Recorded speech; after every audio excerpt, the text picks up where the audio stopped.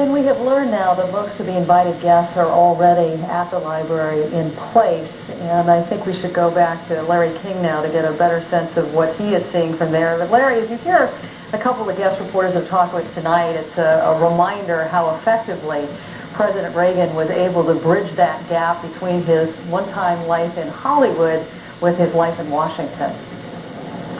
Very well said, Paula, and very great working with you, by the way. And we thank Paula, ZAHN, and Wolf Blitzer will be checking back in with Wolf as we take things over here in Simi Valley. And joining us is Gary Foster, a very close friend of the Reagan family, the former White House staffer, one of the key organizers of today's ceremony, and director of press advance for Ronald Reagan. How's it going so far? It's not a hitch, actually. You know, it's unbelievable over the last 5 days. We've gotten 100,000 people up this mountaintop to let them pay respects to the president. We're organized in advance that we think will do just beautiful justice to the president in a couple hours here. What was the most difficult part? It was probably the logistical aspect of getting all of those people up to this mountaintop. There was an unbelievable outpouring of affection for the president, but unfortunately it was rather challenging to let them come up here, and there's no parking, there's windy roads, so we worked with quite a few municipalities, law enforcement. They could not have been more cooperative. With us is Gary Foster. Let's check in Washington with former Senator Bob Dole, the Republican presidential nominee. Senator Dole, what were your thoughts watching that this morning and watching this tonight? I was so pleased that so many people, just good middle-class Americans, still believe in Ronald Reagan and what he stood for and the changes he made in America. You didn't see many suits, many ties. You just saw a lot of great Americans who loved this guy because, as Sparky Anderson just said a few moments ago, you know, he knew who he was, and he was as nice to you as he was to the next guy or the next lady or whatever. Whether you're rich, poor, whatever religion, whatever color, it didn't make any difference to President Reagan. Would you call it, Senator Dole, a fitting tribute? Oh, I thought it was very fitting. I mean, he had people there that you know, Vice President Bush, then President Bush, and then the real President Bush, and Margaret Thatcher, Prime Minister Mulroney. I mean, it was just a very fitting tribute to a great guy. With us at the Hilton Hotel in Houston, Texas, where he'll be participating in the 80th birthday party tomorrow night of President George Bush 41, is Mikhail Gorbachev, the former Soviet leader. And Mr. President, what were you thinking as you approached the casket yesterday afternoon? What was going through your mind?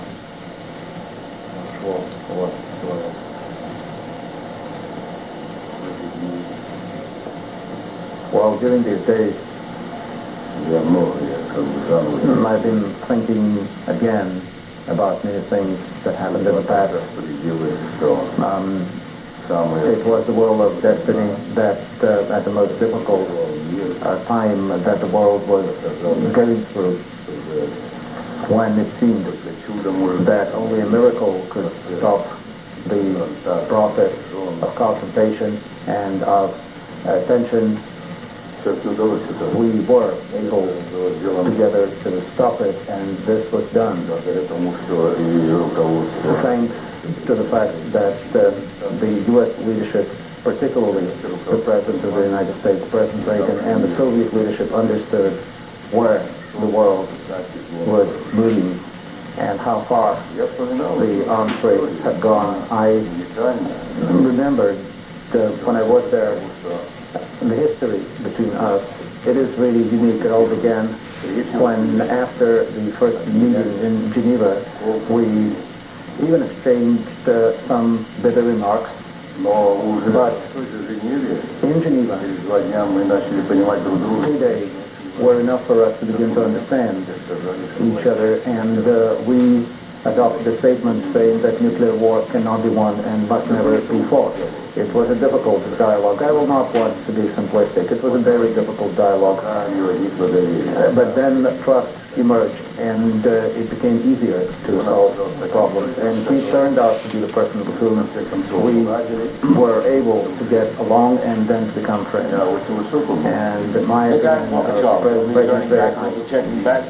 We'll be checking back with the former president of the Soviet Union. Let's go back to Washington. Ed Meese, the Attorney General in the Reagan administration from 1985 through 88. Ed Meese is a California. Why aren't you out here, Ed? I couldn't get back there. I was here for today's ceremonies, and I have to be here in Virginia tomorrow. What did you think of the ceremonies today? I thought they were outstanding. I thought they were extremely fitting for Ronald Reagan. I think it was a way in which we combined two things. One, a picture of him as president and what he accomplished for the country, but also, I think, through the tributes and through what has happened through this whole week, was this outpouring of affection and gratitude from the American people. I thought all that was combined in the talks and in the ceremony today. I think particularly the music, everything combined to be a most appropriate tribute to a great president. The motorcade is approaching. Wolf Blitzer, what was your assessment of what happened this morning? I think it was an incredible day, historically speaking, for all Americans. And what I was also impressed by was the fact that people all over the world, Larry, were watching this event. CNN and CNN International carried this live to more than 200 countries around the world, and I think they were impressed. This is the first time in more than 30 years we've had this here in the United States, and it's the closest thing we get to some sort of event along this kind of along these lines. A national day of mourning, a state funeral. Ronald Reagan, who did so much to change the world, literally. I don't think you can say he single-handedly ended the Cold War and defeated the Soviet Union, but the steps that he took, I don't think there's any doubt, at least contributed significantly to that event, those events, and I think the outpouring of affection reflected that. Gary Foster, we are seeing something extraordinary here. There's the motorcade heading close up to us now. Now the other side of the road, people heading east or south, they're all, it's like a parking lot. I guess they're just looking, right? No one's stopping them. Right. They're not forced to stop. They're doing it on their own. This is something to watch. Just people, I guess that's just a way of paying respect. You know, being in Simi Valley is about halfway between Los Angeles and his beloved ranch up in Santa Barbara. So this is truly the heart of Reagan country right here. So it's not surprising that we're going to be seeing large crowds. Bob Dole, what do you think his legacy will be? Well, first let me say it's an honor to be on the program with President Gorbachev. I mean, it takes two to tango, and without the friendship that developed between the presidents, I don't know what would have happened, but because they were able to, cut through a lot of the bureaucracy and trust each other, the world was certainly a safer place. And I want to thank him for that. I think President Reagan divided, in my view. Ed Meese was much closer to President Reagan than I was, but from the legislator's standpoint, the first term was sort of domestic policy, the second term was foreign policy, and I think there are probably three things that be in the legacy. First of all, the domestic policy, the tax cuts, the economy, and then, of course, helping or being the primary mover in ending the Cold War. But even as almost up there, those two are uplifting the American people, the morale of the American people. They were looking for someone like President Reagan, and they respected him, they looked up to him, and that was very, very important because we've been in this period of malaise. People had sort of given up on America, but he made us proud again. President Gorbachev, we know of the wonderful relationship you had with your late wife, Raisa. When you were together with the Reagans, was that comparable? Did you see a lot in them of what you had with your wife? У них это как у вас, да, вы правы, что... You're right. We saw, and everyone saw, the relationship. Ronald and Nancy never concealed their love, their relationship. They were extremely close. They were real friends. And this was really something similar, although, of course, each of us has one's own life and destiny, but just like President Reagan, I received great support from my wife, moral support, and I admire Nancy Reagan. She's a wonderful, a beautiful woman, and in her grief, she was very courageous. This is a wonderful example of a family and of the kind of relations between man and woman, and of the role of a woman in the life of a political leader. Yesterday I had a meeting with her, and we had a very sincere and warm conversation about that time, and we have been in contact with Nancy Reagan these years. We've been in correspondence all these years. Well, that's very nice to hear. Ed Meese, are you at all surprised by the outpouring this week? Well, I think all of us have been very gratified by the extent. I know we all expected it, but I must say it's exceeded even my expectations of how the public would react. And I think what happened in California with, I understand, over 100,000 people lining up, people were still lined up here today when they had to cut off the viewing.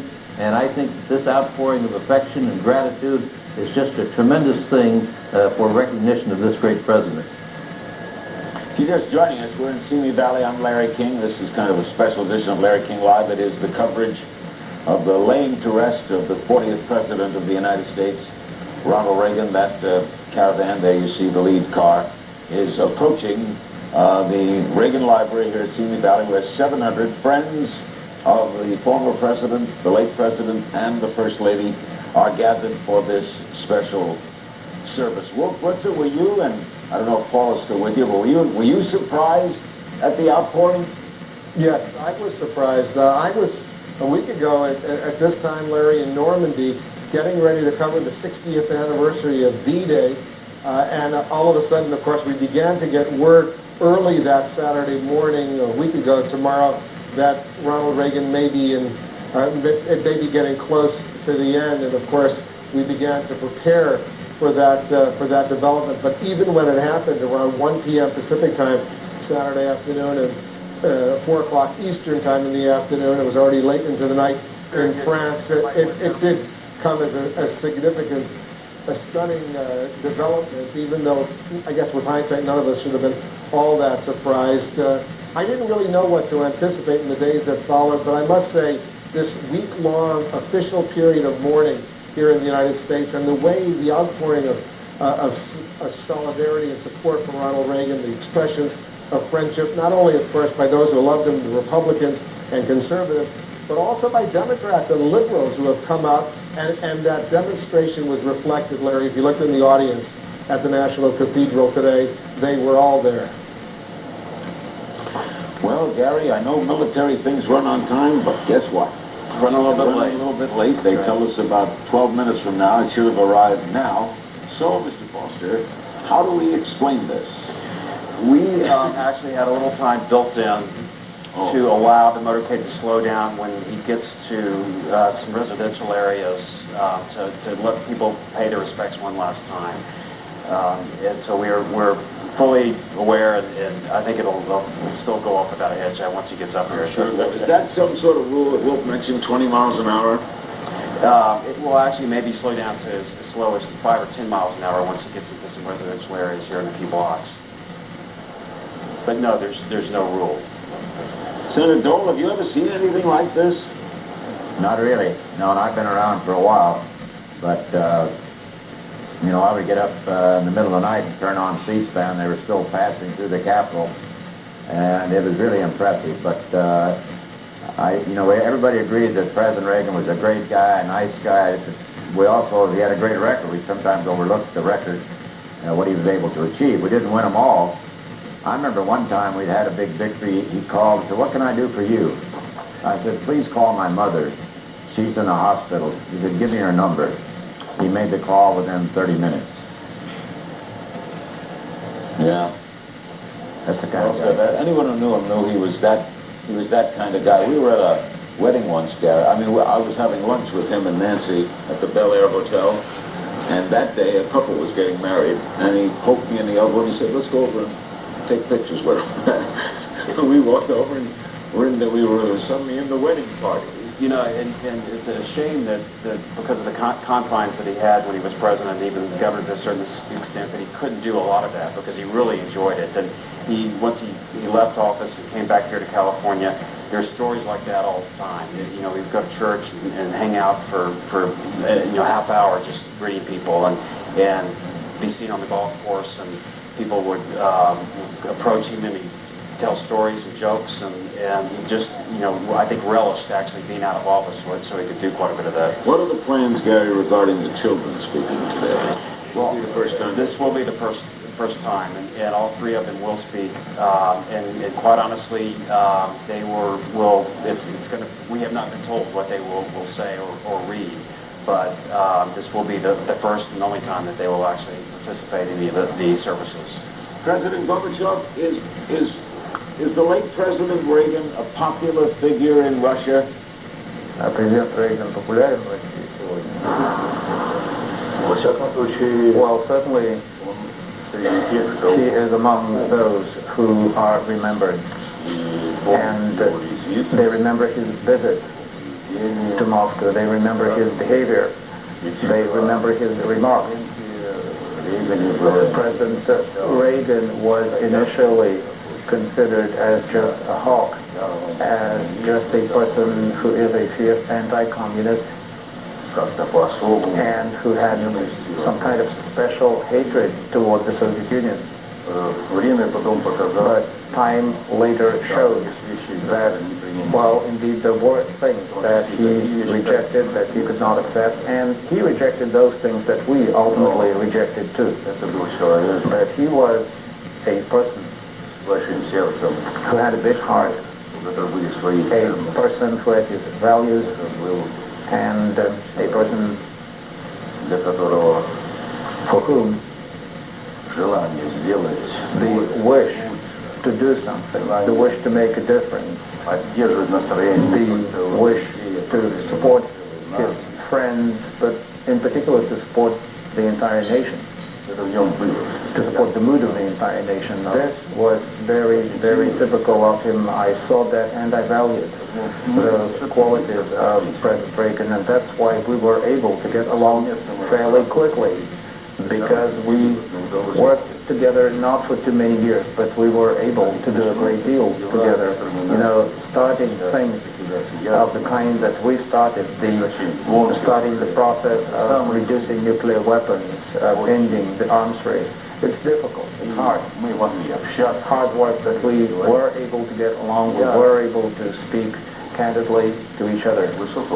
My opinion of his human qualities also is very high. He was a great president, he was a wonderful man, he was an extraordinary person.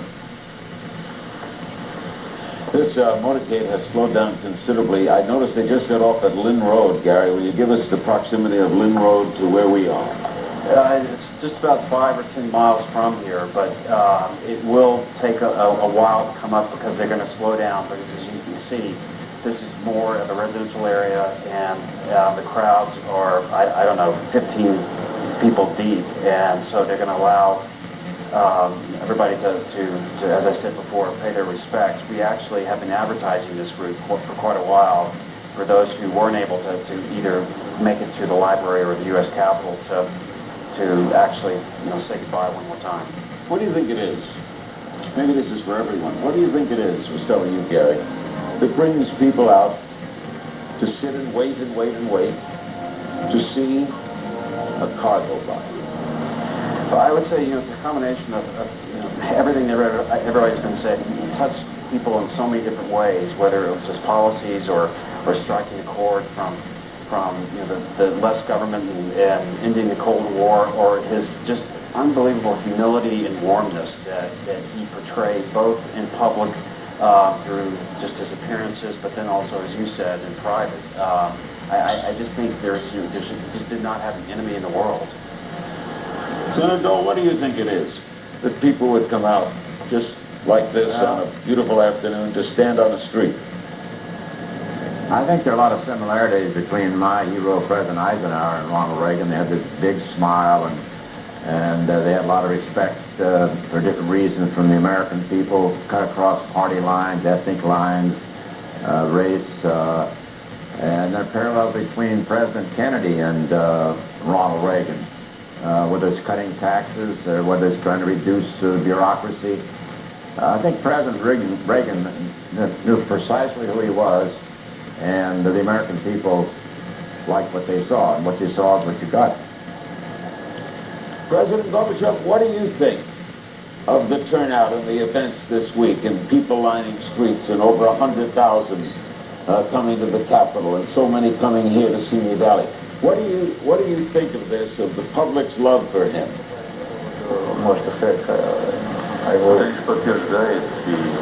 Well, that just goes to show, to prove that I was right when I've been saying over these days, both in Russia and here, when I came here, that President Reagan certainly was someone who did a great deal for his own nation and for the world. And I think that people are paying tribute to this man who was thinking about people and who was doing a great deal for the people to make their lives better. But he certainly, Ed Meese, was not controversial, right? I mean, there was a lot of people who disagreed strongly with Reagan policies. Было немало людей, которые резко были против политики Рейгана все-таки. That he was controversial in the sense that he had policies that some people disagreed with, but I think part of it was the fact that he could deal with people who disagreed without being disagreeable. And I know that's a cliche, but it certainly was true in his case. You remember Tip O'Neill, when Tip was Speaker of the House of Representatives, there was a lot of differences of opinion on a number of subjects, from tax cuts to supporting the freedom fighters in Nicaragua. But as Ronald Reagan used to say, after 6 o'clock, we're friends. And so they would put aside the differences, they'd have a drink or two together and swap Irish stories, and that was Ronald Reagan. As for Wolf, you pointed out that the liberals, Democrats have turned out en masse for this. Is this kind of a... they're not saying we feel sorry, we disagree with you, but they are saying we like you, right?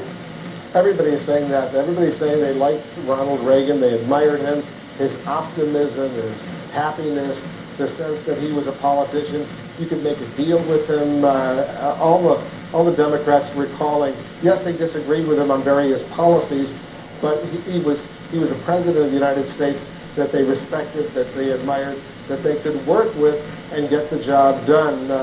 I wonder, while we're waiting, Larry, for this motorcade to make its way to the Presidential Library where you are, one quick question I've always been interested in asking Mikhail Gorbachev, if I could, and ask him this, because I was there in the Soviet Union at the time. It was August 1991, after the Gulf War. There was a coup d'etat against him, against Gorbachev in Moscow. It eventually turned out to be a failed coup d'etat, but I've always been interested in wondering, had that coup succeeded and he had been prevented from returning to office, he were arrested, would the Cold War still be in business today? Would the Soviet Union still be in business today? Советский Союз тоже существовал. No, this coup could not succeed. It was a reckless adventure of those who were against the reforms, of those who were against perestroika, when they saw that their time was a reckless adventure of those who were against the reforms, of those who were against perestroika, when they saw that their time was passing, that despite all difficulties perestroika was moving forward. They did what they did one day before the signing of a new union treaty that would have created a different union, a decentralized, a democratic union. And I never hesitated when I was there, when I was isolated and lost, and when I was declared a sick person. I had no doubt that the coup would be defeated, and it was defeated. Gary Foster, what was he like to work for? Couldn't have had a better boss. Especially for what I was doing, which was putting him out in public events where he could do what he did best, and that's communicate to people. He was a natural at it. We gave him settings, but he took it and ran with the ball. And behind the stage was the same man you saw in front. He was as much of a gentleman and polite and humble, as I said before, as he appeared to be on the stage. We're talking to Gary Foster, a close friend of the Reagan family, former White House staffer, and one of the key organizers of this event today, which will wind up soon here at the Reagan Library for the ceremonies and the laying to rest of the 40th president. Also with us is the former Soviet leader Mikhail Gorbachev, Senator Bob Dole, the former Senate Majority Leader, Ed Meese, the former Attorney General, and CNN anchor Wolf Blitzer. One of his closest political friends, former British Prime Minister Margaret Thatcher, paid respect to her good friend in today's National Cathedral service. And although Lady Thatcher was in attendance, in fact, she flew on the plane with Nancy Reagan and is coming here tonight, her message was pre-recorded because of her own health problems. Listen. As Prime Minister, I worked closely with Ronald Reagan for 8 of the most important years of all our lives. We talked regularly, both before and after his presidency, and I've had time and cause to reflect on what made him a great president. Ronald Reagan knew his own mind. He had firm principles, and I believe right ones. He expounded them clearly. He acted upon them decisively. When the world threw problems at the White House, he was not baffled or disorientated or overwhelmed. He knew almost instinctively what to do. Senator Dole, how do you explain Thatcher-Reagan? Well, it was a great friendship. Again, they trusted each other. They were friends. They had the same philosophy. They stuck to their guns. She didn't wobble. Don't get wobbly. I remember she saying one time to President Bush 41, and he didn't, of course. But I think it's just that, both conservative, but had some flexibility, willing to compromise, civility. All these things that we've talked about. Ed Meese, did he and Margaret Thatcher genuinely also, in addition to agreeing, liked each other? Yes, they certainly did. They had a lot of, they liked to joke together. They spent a lot of time together at these industrial summits when they attended, as well as on other visits. You remember, Margaret Thatcher was had the first luncheon from a foreign head of government after Ronald Reagan was inaugurated, because they had already met, they had already talked, and he was very fond of her, what she had done in England, but then also from that point on, their friendship developed. One of the things that was very important was they reinforced each other, because almost all the heads of state that attended those industrial summits at the start of their respective terms were socialists.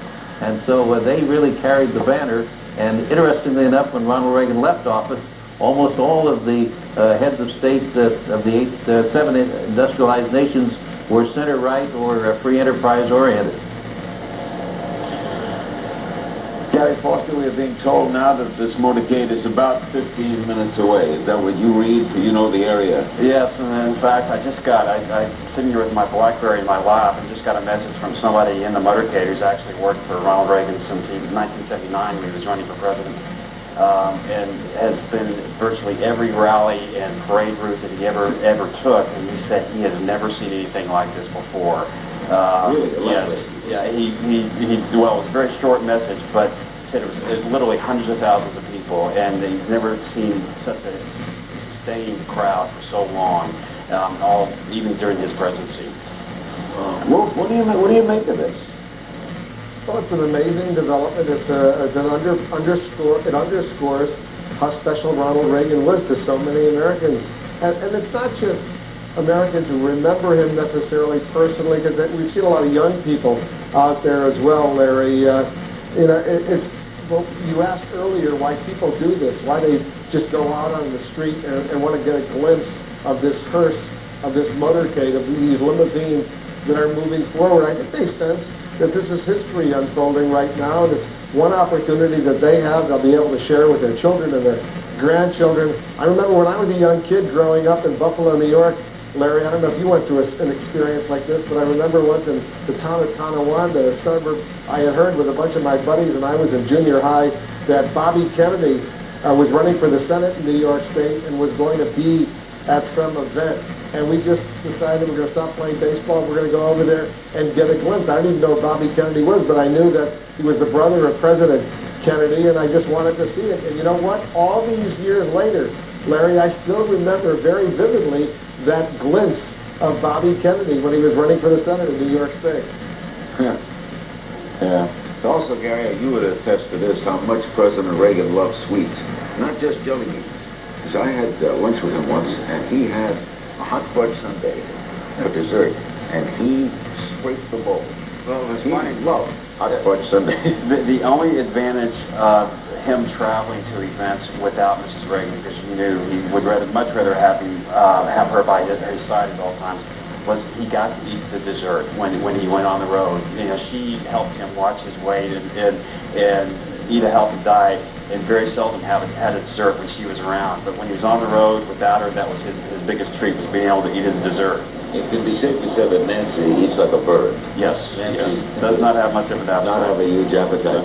As we await this motorcade's arrival at the Presidential Library, again, running late because of unexpected crowds of people lining streets, causing the motorcade to slow down. They were due here to start this ceremony 17 minutes ago, and now they tell us they're about 10 to 12 minutes away. Let's show you some highlights of today's services at the National Cathedral.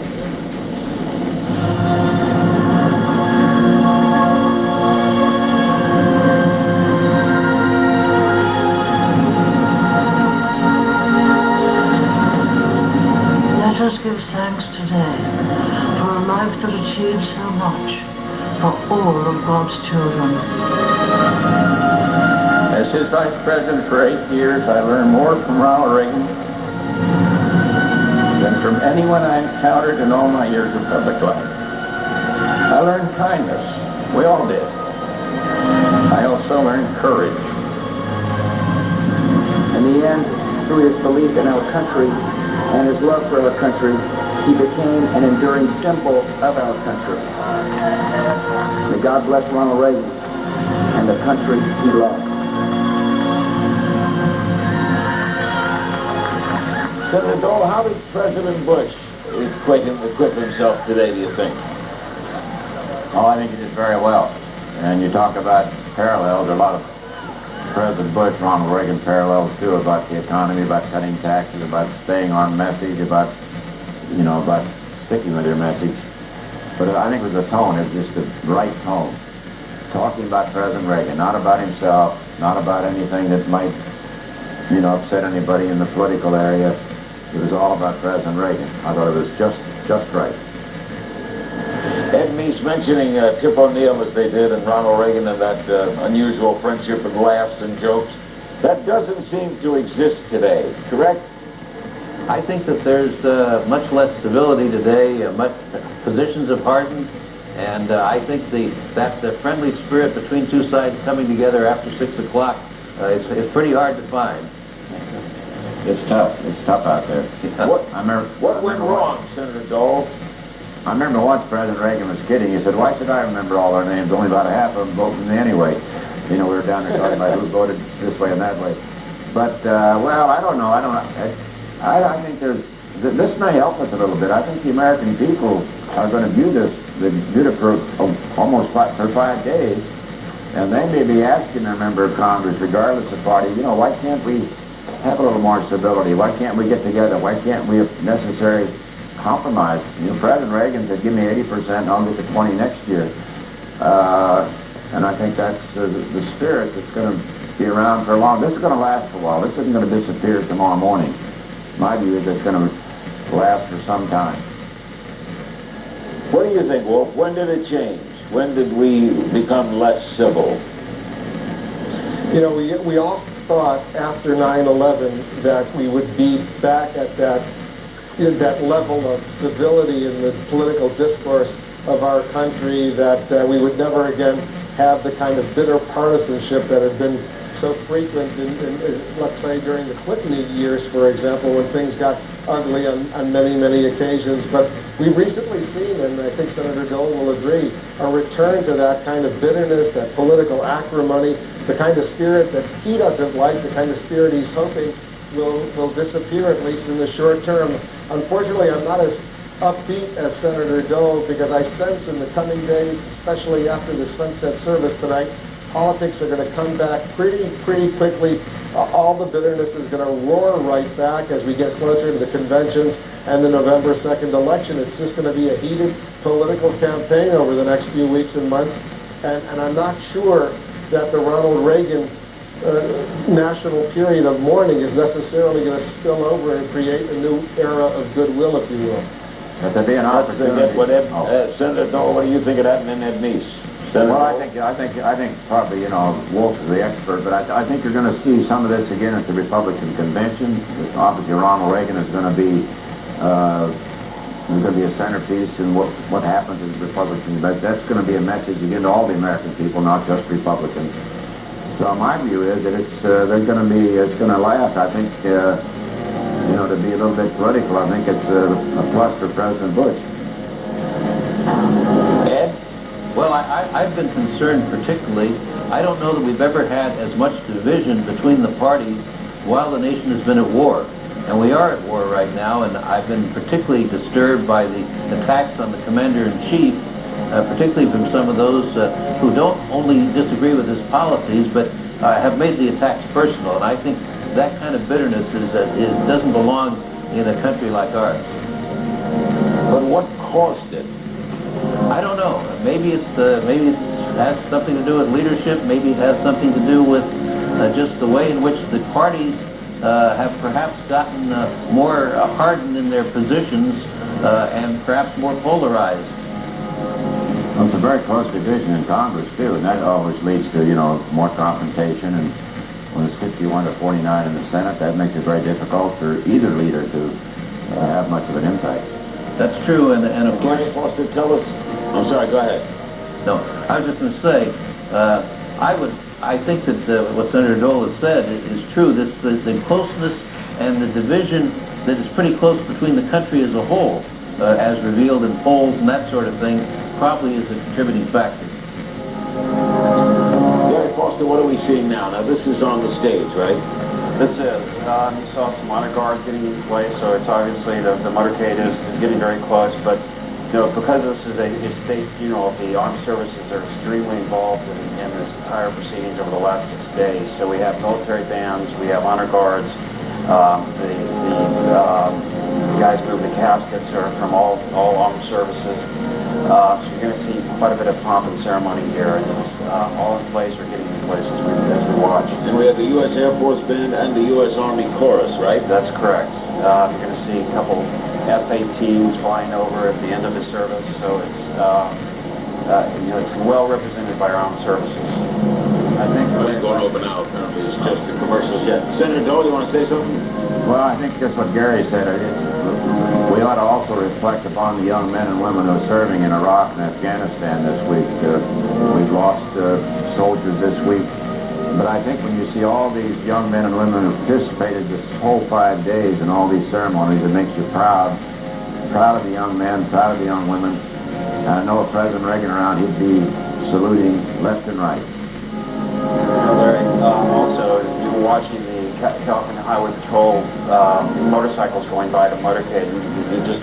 We were asked if it was possible if a lot of the guys who did that while he was president and governor were able to come up and have a special time before he left Simi Valley to go back to Washington to pay their respects. And we ended up having several thousand law enforcement officials from the LAPD, California Highway Patrol, multiple groups come up here at the very end of the laying in repose here at the library on Monday, and it was quite emotional for those guys to all file by, salute in their uniforms.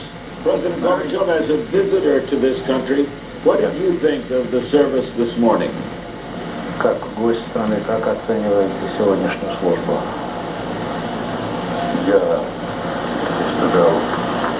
I had the feeling that was very emotional when this farewell to the president was happening.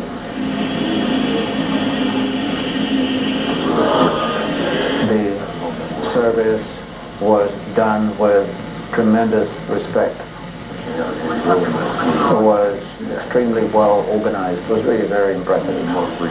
And perhaps all television channels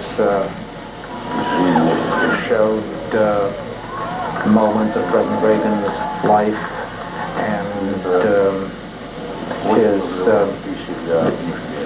talks about his final years, and I think that gave a lot of food for thought.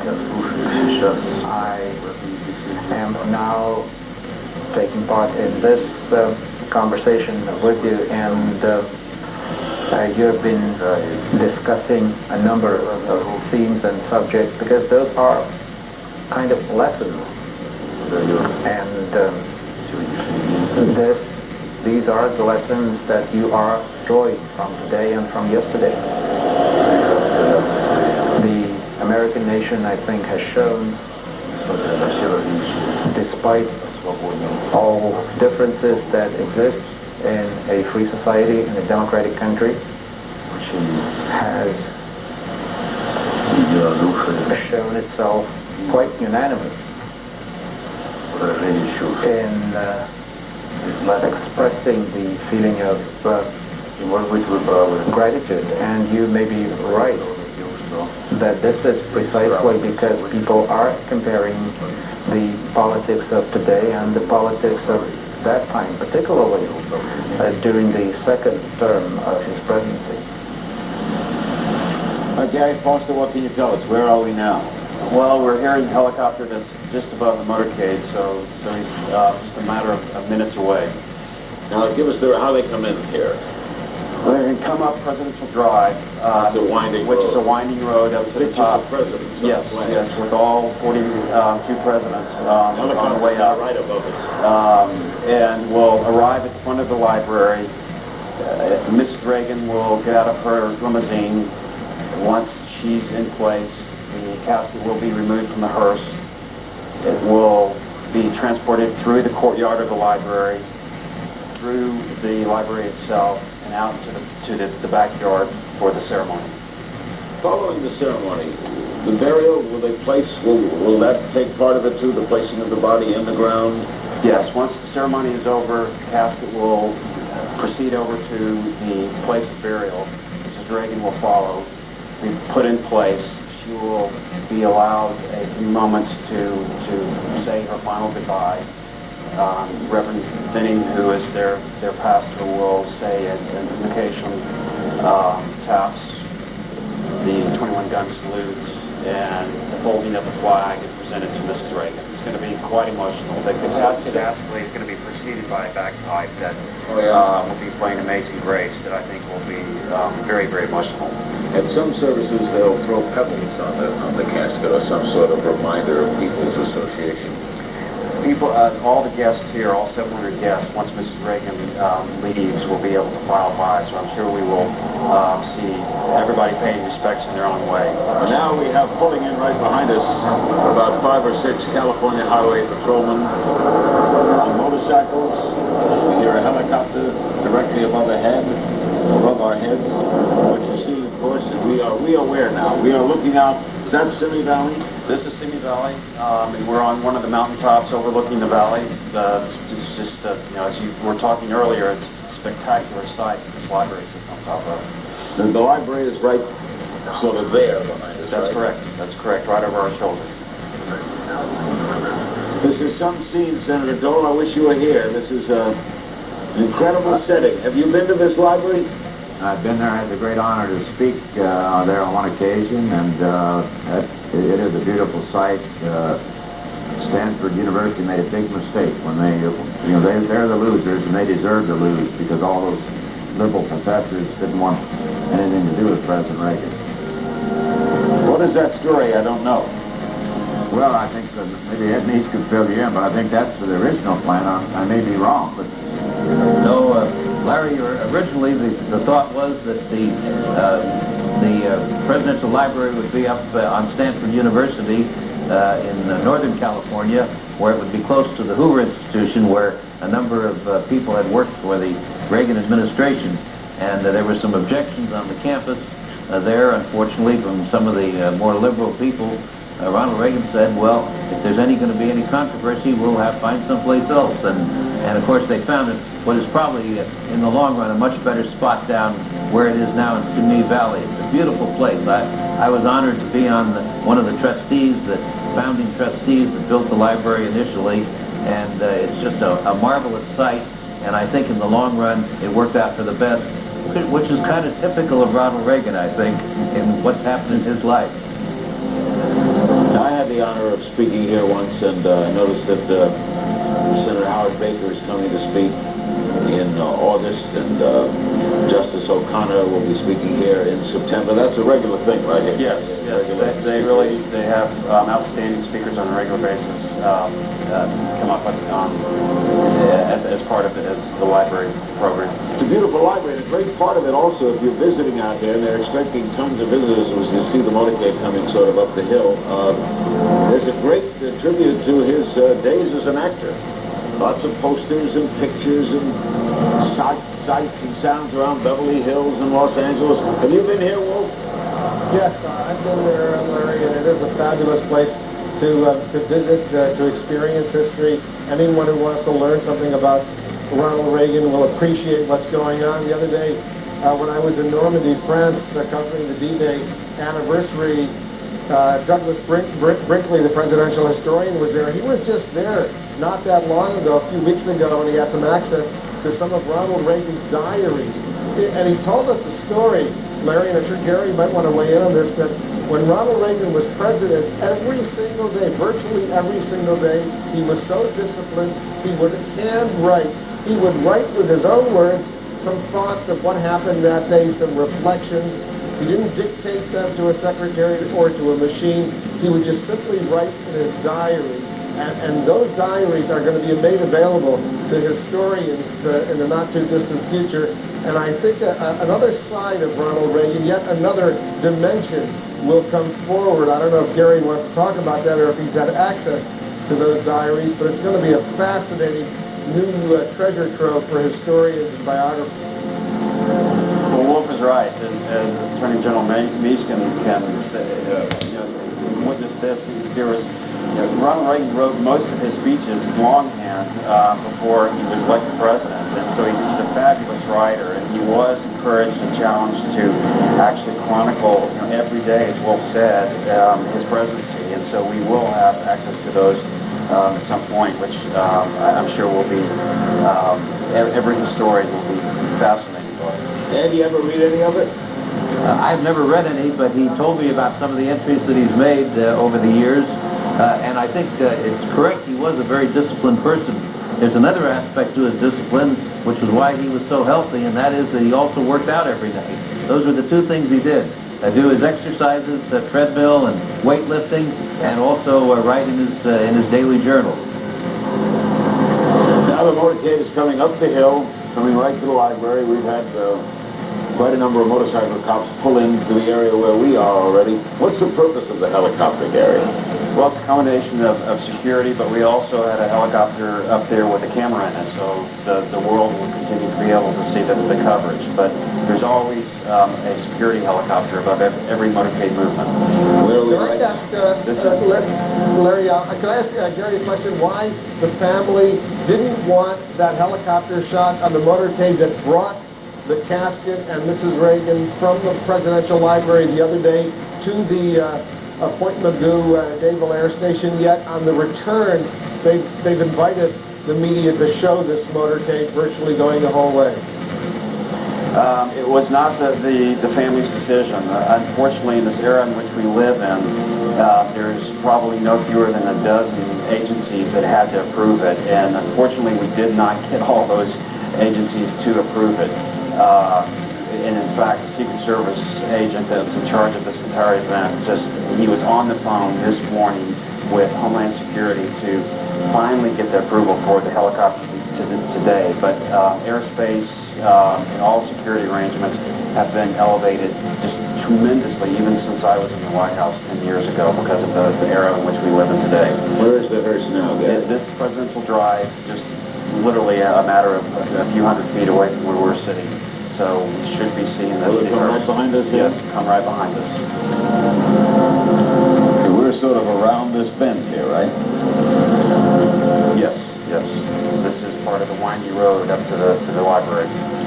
If you come to this library, if you're ever out in the Simi Valley area in California, and it's about on an easy traffic day, about an hour from Los Angeles, that's correct.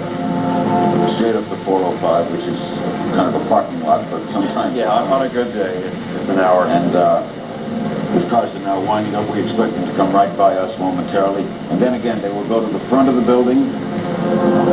Yes. The casket will be removed. Yes. Carried through, the viewers will get to see them carried through the main entrance. Carried through the courtyard, into the main entrance of the library, through the library momentarily, and into the back lawn, which is where we will see the sunset. Hey, Larry, they're getting a little, the sun's still out there, right? I mean, it's getting a little, not quite as bright as it was earlier. Are we going to be playing it close, Gary, here on sunset? When is sunset? No, actually, because it's a little bit later, I think it's even going to be that much more dramatic, because the sun won't set until actually behind the mountains about 7:45. So once the service is about over, we will see the sun disappear behind the mountains. So in other words, if they start this in 7-8 minutes, this will be right at sunset. Yes, this will be perfect timing, actually. So what we're saying, Gary, is you deliberately exact sunset arrival. This is exactly what we hope, to tell you the truth. Through the keen eyes of Senator Dole, who observes weather well. That's we have right. some military men standing near us right here, over to our left, awaiting the arrival of the presidential motorcade. Do you have events like this in Russia, President Gorbachev? России бывает подобное?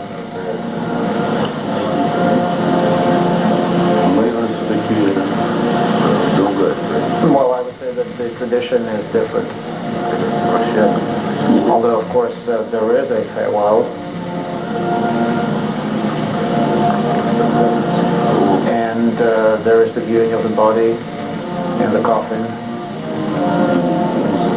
And there is music that accompanies the event, and there are remarks and speeches made at the civil I service. want to interrupt you, Mr. President, just a moment. The hearse this is the hearse, is it not? Yes. It's right by us, Gary. We are right next to it. And there we see the flag-draped coffin. The cars behind us. And as they pull around this turn, they're going to be right at the entrance to the building, right? That's correct. Correct. You see it stop, Mrs. Reagan get out of her limo momentarily. Is the wind blowing out there a little? Not bad. No, there's a nice breeze, but it's not too bad. Larry, what's the service? Excuse me, Larry, is it a 1-hour service? Is that what we anticipate? Yeah, right, Gary? Yeah, so the way about 1 I hour. read it, it's a Yes. exactly 1 hour service. That's correct. I want to thank Senator Dole. I know he's going to be leaving us. We'll hang out here and watch this whole thing along with you, and then have a wind-up and have our guests comment at the end of this service what they thought about it. I know Senator Dole has to leave us. Thank you much, Bob. Thank you, Larry. It's a great honor to be on the Always great program seeing you. and honor President Reagan. Thank you. Our honor to have you. And thanks for staying so late, running almost 45 minutes late from the start of things. We actually took the air hosting this program almost an hour ago. Now, Gary, where will you go? Well, if you don't mind, I'd like to go take my seat at service. I don't mind at all. Do my best to my wife. I sure will. I'm sorry you're not going to be able to join us, but I understand. But someone has to do this. That's right. Might as well be me. Wolf, Blitzer will be standing by. Ed Meese will be standing by. MIKHAIL Gorbachev will be standing by at the Hilton Hotel in Houston. We thank Bob Dole for being with us. Candy Crowley is on the scene. We'll be checking in with her as you watch the family disembark and head toward the centerpiece of the library, the main entrance to the library.